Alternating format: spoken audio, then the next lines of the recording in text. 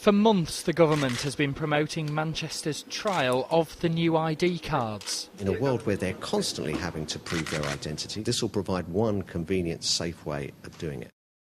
It's young people in particular who are most saying they want a card, they want to be able to prove their identity. If you're about to renew your passport, it was lapsed, you might well think, well, actually £30 is a better bet to prove my age, my identity, to travel in Europe. But despite such a big song and dance, it seems the message hasn't got through to everyone. It was embarrassed, very embarrassed. The wife was embarrassed. We sat there, people in a queue were looking at us all.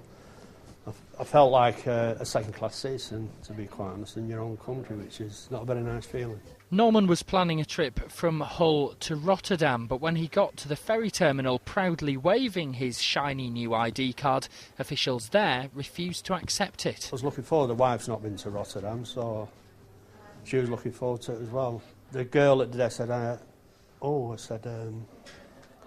don't know about this, mister. They obviously wasn't aware of these ID cards, so we'll have to check on this. She said, I'm very sorry, Mr. P&O will not accept these cards. I just turned around and said, excuse me, these are issued by the Home Office, our government. They said, well, can you not go back to Manchester, Mr. Eastwood? This was at 5 o'clock.